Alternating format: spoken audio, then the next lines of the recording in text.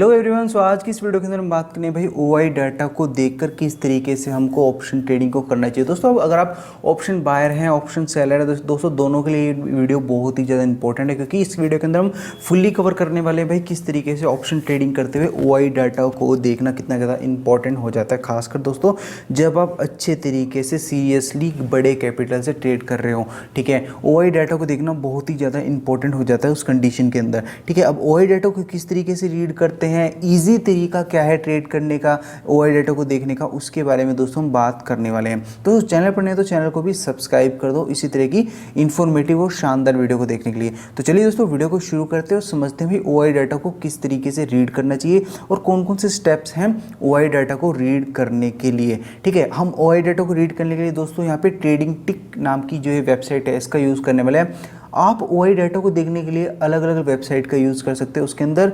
ठीक है, एनएससी की वेबसाइट भी है जहाँ पे भी आप ऑफिशियल डाटा जो अपलोड होता है वो भी देख सकते हो, बट वो दोस्तों एक बिगिनर के लिए ना थोड़ा कॉम्प्लिकेटेड हो जाता है ऑप्शन चेन को अंडरस्टैंड करना। अगर कोई समझ पाता है ऑप्शन चेन को ईजी तरीके से, वो उसको भी रीड कर सकते हैं। दोस्तों डाटा हर जगह पर सेम ही शो होता है, बट दोस्तों जो लोग बिगिनर हैं एक तो उनको ज़्यादा नंबर्स समझ में नहीं आते और वो नंबर्स को ब्रेक करके ये समझना चाहते कि भाई जो इंपॉर्टेंट चीज़ें हैं ना मैं उन्हीं को ही समझूं, उन्हीं को ही देख के ट्रेड करूं। तो उनके लिए दोस्तों ट्रेडिंग टिक जो वेबसाइट है उसका आप यूज़ कर सकते हो। काफ़ी अच्छी वेबसाइट है दोस्तों, फ्री वेबसाइट है, इजी टू यूज़ है, बिगिनर अच्छे से इसको पहली बारी में समझ के अंडरस्टैंड कर सकता है। तो चलिए दोस्तों समझते हैं भाई ट्रेडिंग टिक वेबसाइट का यूज़ करके किस तरीके से ओआई डाटा को हम रीड कर सकते हैं और हमारे लिए कितना ज़्यादा इंपॉर्टेंट हो सकता है।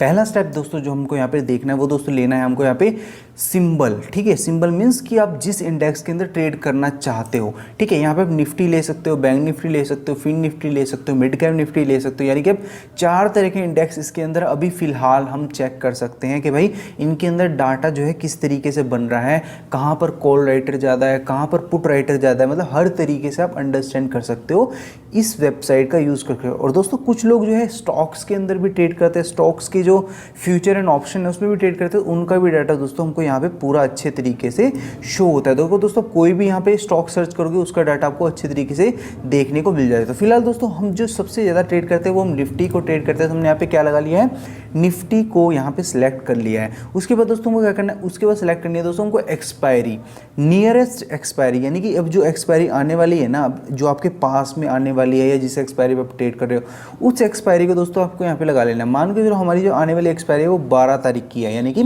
12 अक्टूबर की हमारी एक्सपायरी है, तो हमने 12 अक्टूबर को यहाँ पे लगा लिया। उसके बाद दोस्तों हमको क्या देखना है इसके अंदर, थर्ड स्टेप के अंदर यहाँ पे दोस्तों डाटा के ना टाइप्स हैं, मतलब किस तरीके से आप डाटा को देखना चाहते हो, आपकी समझ कहाँ तक है, आप कहाँ तक समझना चाहते हो। देखो ओआई चेंज का मतलब क्या है कि भाई ओपन इंटरेस्ट, यानी कि किस स्ट्राइक प्राइस पर कितना ओपन इंटरेस्ट है और उसके अंदर चेंजेस कितने आ रहे हैं।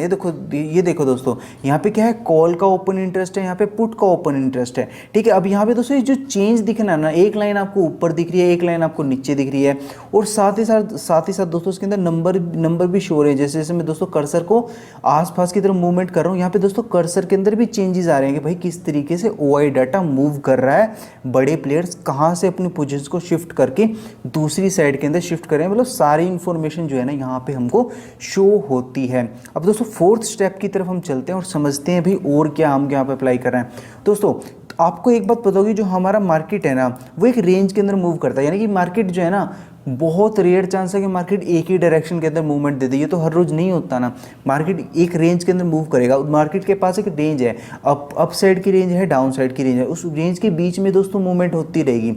अब उस मूवमेंट की जो रेंज है ना उसके अंदर जो भी मूवमेंट हो रही है उसको रीड करना है हमको। ठीक है, उसको रीड करके अपनी पोजीशन को मार्केट के अंदर लगाना है, पोजीशन जो है ट्रेड हमको एग्जीक्यूट करने हैं मार्केट के अंदर।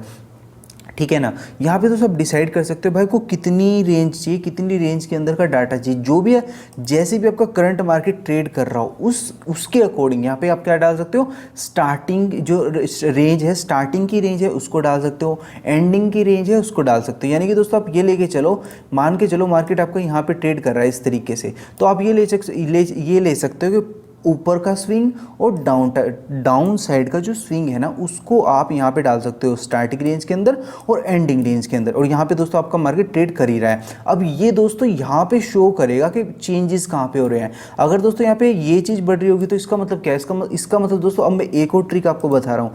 जिन लोगों ने OI डाटा को बिना देखे जो लोग ट्रेड करते हैं उनके लिए मैं एक बार थोड़ा रिपीट कर देता हूँ, अच्छे से डिटेल करके आपको समझा देता हूँ कि भाई ये है क्या।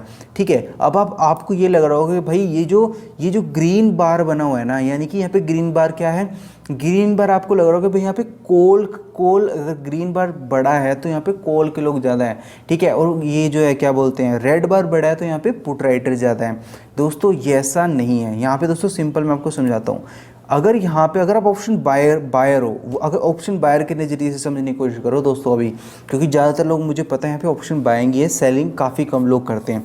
तो आप ऑप्शन बायर हो तो सबसे पहले ऑप्शन बाइंग की नज़रिए से समझने की कोशिश करो कि मार्केट किस तरफ शिफ्ट हो रहा है और किस तरीके से मार्केट शिफ्ट हो सकता है। देखो, जब ये जो ग्रीन कैंडल है ना, ये जब ग्रीन कैंडल बड़ी हो ना तो इसका मतलब क्या है दोस्तों, यहाँ पे मार्केट गिर सकता है।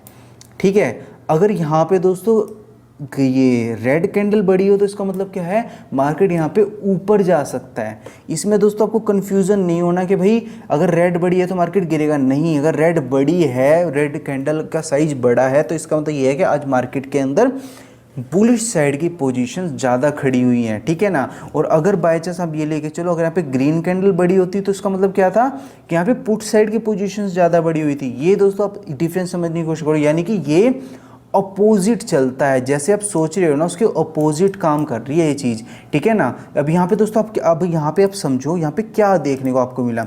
यहाँ पे दोस्तों सिंपल सा एक चीज़ हमको देखने को मिली, यहाँ पे हमारे पास रेड कैंडल है ना उसका OI ज़्यादा है पुट के, क्या बोल सकते हैं, कॉल के मुकाबले में। तो इसका मतलब क्या हुआ कि आज अब जो मार्केट है ना वो बुलिश रहने वाला है। ठीक है, मार्केट क्या होने वाला है, बुलिश रहने वाला है।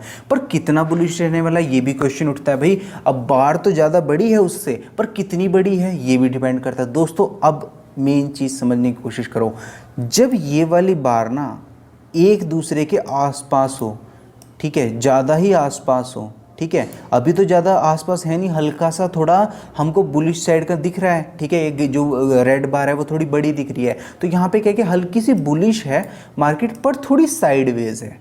समझने की कोशिश करो, बुलिश है बाजार बट थोड़ा साइडवेज है। साइडवेज तो बुलिश आपको बोल सकते हो इसको। ठीक है, जब भी कभी दोस्तों ये बार ना एक जैसी दिखे ना आपको, यानी कि इन दोनों बार की जो आप बोल सकते हो हाइट है ना वो एक ही हो, यानी कि यहाँ पे एक बार हो और यहाँ पे एक बार हो। ठीक है, तो इसका मतलब क्या है कि यहाँ पे मार्केट टोटल रेंज बाउंड है। यहाँ पे दोस्तों ऑप्शन बायर का पैसा नहीं बनेगा। ठीक है, यहाँ पे ऑप्शन बायर का पैसा बिल्कुल भी नहीं बनेगा, चाहे वो कितना ही एफर्ट लगा ले, क्योंकि मार्केट एक रेंज के अंदर फंसा हुआ है। ठीक है, यहाँ से कॉल वाले ऊपर उठा रहे हैं, यहाँ से पुट वाले नीचे गिरा रहे हैं, तो क्या होगा, ऑप्शन बायर पैसा वहाँ पे नहीं कमा पाएगा। ठीक है, वहाँ पे मार्केट क्या करेगा, ट्रैप करेगा। ठीक है, पहली बात तो आपने ये समझ ली, और दूसरी बात आप समझने की कोशिश करो। दूसरी बात तो ये, जब कभी भी एक कैंडल दूसरी कैंडल के मुकाबले बहुत ज़्यादा बड़ी बन जाए, यानी कि अब ये लेके चलो कि अगर ये कैंडल, ये जो ग्रीन वाली कैंडल है ना, ये कैंडल यहाँ तक होती, ठीक है, सिर्फ इस लेवल तक होती, और ये कैंडल इतनी ही होती, तो यहाँ पे क्या होता है दोस्तों, जो ये मार्केट है ना ये ऐसे ऐसे ना करता, ये सीधा ऐसे ऐसे चलता, इस तरीके से चलता दोस्तों। ये मार्केट कैसे चलता, इस तरीके से चलता, जैसे मैंने आपको एग्जांपल के थ्रू यहाँ पे समझाने की कोशिश करी। ठीक है, बट यहाँ पे मार्केट क्या था कि मार्केट के अंदर यहाँ पे दोस्तों कॉल वाले भी ज़्यादा थे और पुट वाले भी ज़्यादा थे, थोड़ा डिफरेंस था, तो यहाँ पे मार्केट क्या हुआ, साइडवेज हो गया। आप एग्जाम्पल के थ्रू समझने की कोशिश करो।